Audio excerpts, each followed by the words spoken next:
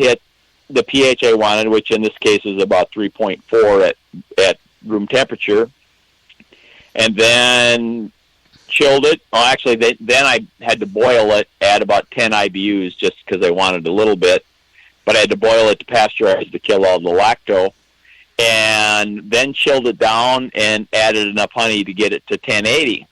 Oh my gosh! And then dry hop the hell out of it. Oh jeez, what hops did you use? Galaxy. So it tasted a lot like a grapefruit juice. Oh, okay. Yeah, I like Galaxy. And and so that was okay. Just to show you did your idea of what a braggot is might not be as far as you could take that. Yeah. I'm learning. Some people liked it. Yeah, well, I mean, braggot is in and of itself kind of an acquired taste unless you're coming from the beer side of things. And I like beer, but I tend to lean more towards wine and mead and cider. That's just because that's the way my taste buds run. But I was trying the braggots at Rabbit's Foot, and he's done some really interesting things. He's got a Kolsch style and an IPA style, and then a honey stout, which was really good.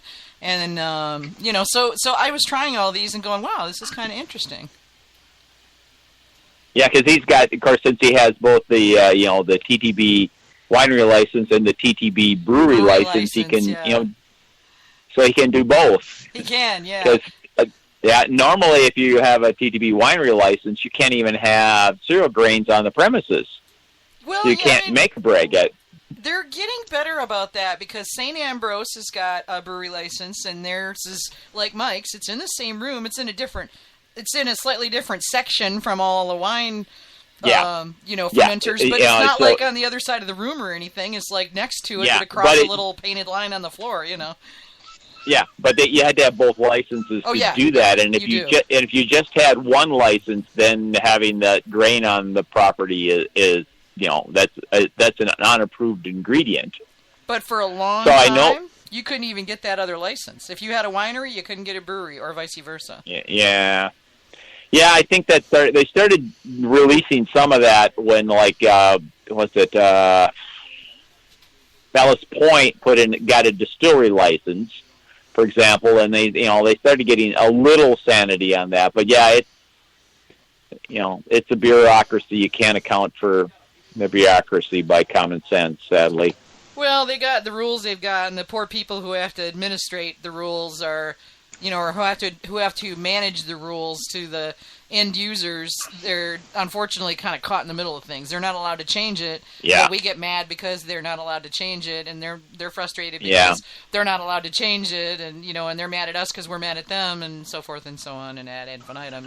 Yeah, I know years ago when John Hamilton at White Winter was selling a braggot. Well, if you talked really nicely to John and knew him, you'd find out, well, of course I can't make it here. I need, my license doesn't allow me to make a braggot. It's made at the brewery down the road. Yeah.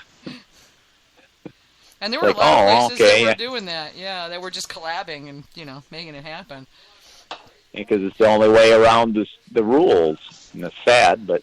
Well, the rules are slowly changing. I think in the next decade we're going to see a lot of changes, but it's going to take time. I mean, nothing happens fast in the government unless it's something that they want for themselves. Then it happens really fast. Yeah. If it's something for the rest of us, it's going to take forever. So it's what it is. Yeah, that's true. So they're always fun ones. Yeah. So what are your favorite? I mean, do you have a style that you tend to gravitate towards when you're making stuff, like for you, for your personal drinking pleasure, as opposed to like when you're making stuff for other people? You mean mead-wise? Yeah, well, yeah. I mean, just what are you making? Mead, beer, whatever. I mean, I know you wrote the book. Well, if I'm making meads, I think my favorite fruit is probably blackcurrant. Just it's such a nice fruit. You can blend it with other berries. It's just perfect. It seems like. But I make lots of melomels, piments.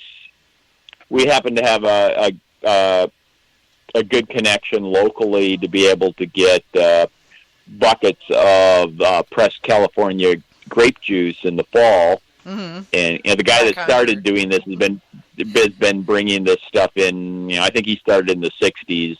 Jerry is now in his 80s, and he's passed it off to somebody else, finally taking the responsibility. But I mean, these guys, are tied into the home winemakers locally, and they're bringing in one weekend an 18-wheeler load of fresh California wine grapes, and then the following weekend a refrigerated truck of buckets of juice of like 30, 40 varietals, which works out really nice if you wanted to make a piment of pretty much any varietal you can imagine. And now the guy that's taking it over is even bringing in some South American grapes on the harvest season for them. So the opportunity to play with real wine grape juices really makes it a lot more fun when you're trying to make piments.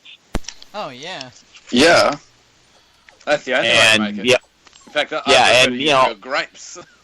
Yeah, well, yeah. I haven't resorted to that because I'm lazy, and pressing grapes takes a lot of time, and all those things. But it easily could be done with the right resources, and these guys are making it easy for me to get the stuff. So I've found the best fun. resources for grapes is to join your local winemakers guild and tell them all about mead. And when they go, oh, but it sounds hard, you go, you just press the grapes and give me the juice and the pre-fermented stuff, and I'll do the rest. Yeah, and they might go for that once, maybe. No, it happens every year. It's awesome. They love it. Oh, okay. So but it does work out good. And, yeah.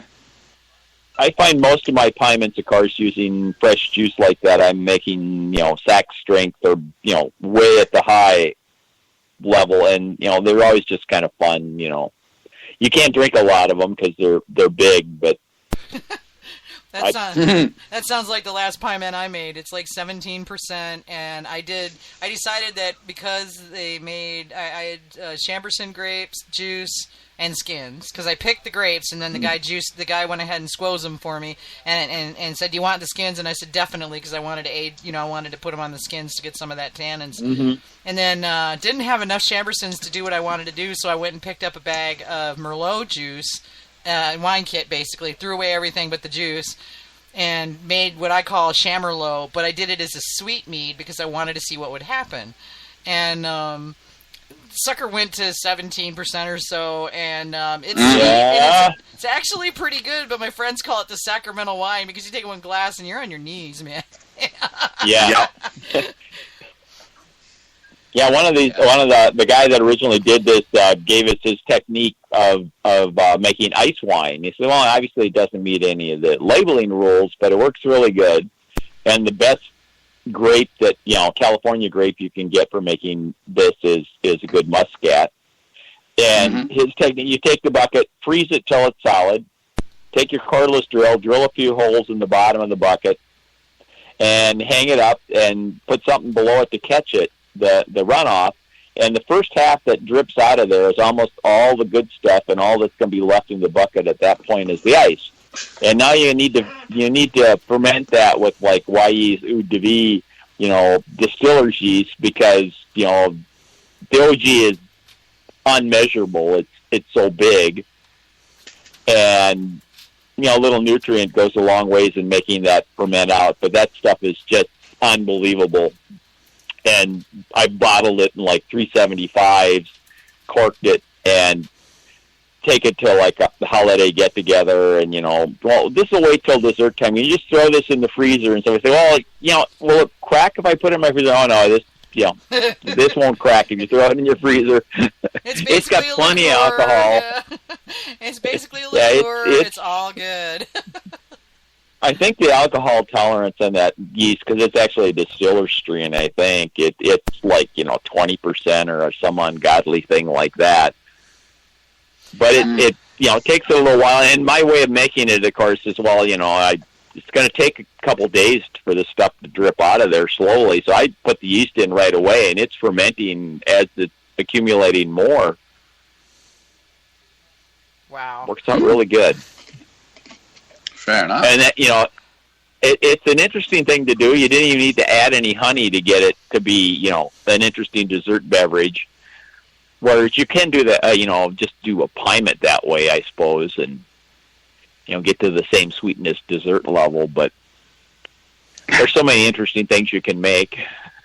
Yeah, I've got a bunch of different things on my, and I think all of us, we've got a list as long as our arms of stuff we want to do and just haven't gotten around to yet.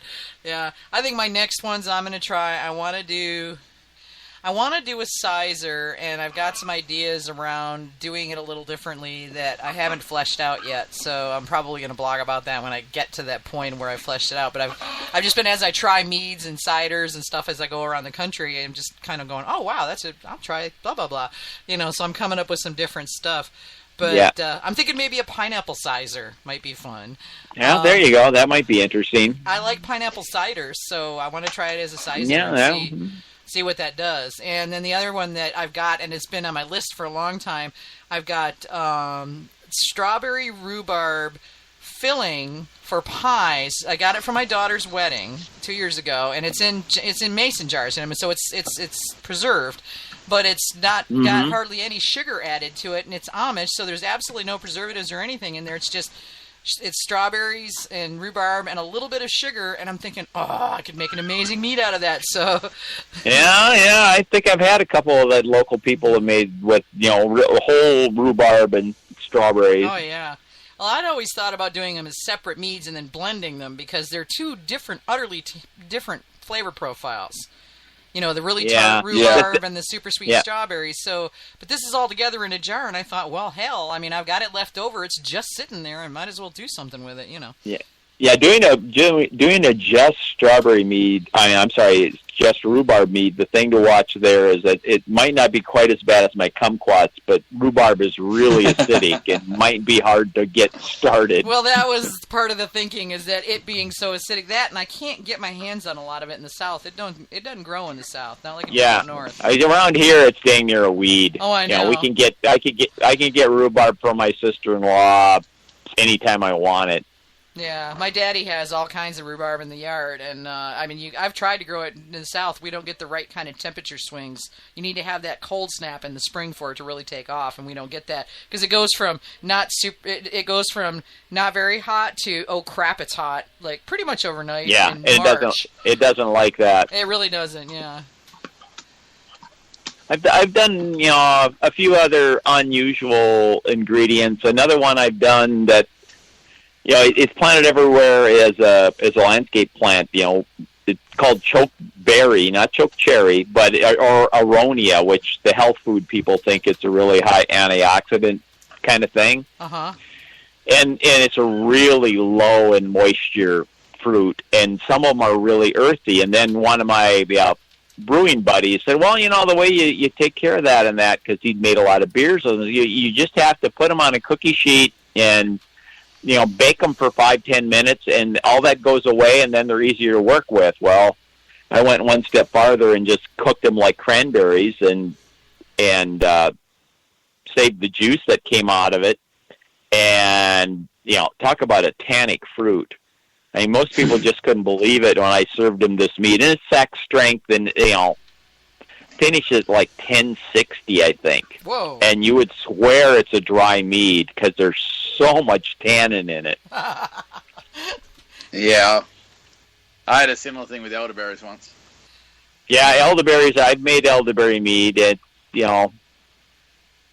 not perhaps my favorite, indigenous plant to use, but it works.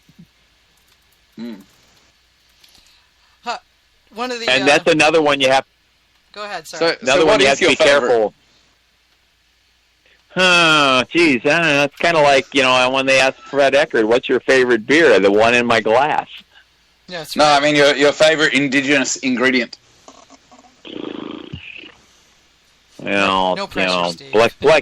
Black currants probably aren't indigenous, but they grow everywhere around here. Raspberries, black raspberries, I would say because they are wild here, and those are awesome. I don't know. For me, it's always been cherries. But I grew up in northern Michigan. It's cherry country, and every time I go home, I buy cherry champagne, I buy cherry port, I buy all kinds of cherry wine because I can't get it anywhere else. Yeah. And cherry pie mead is one of my favorite recipes. they grow pretty prolifically in Wisconsin.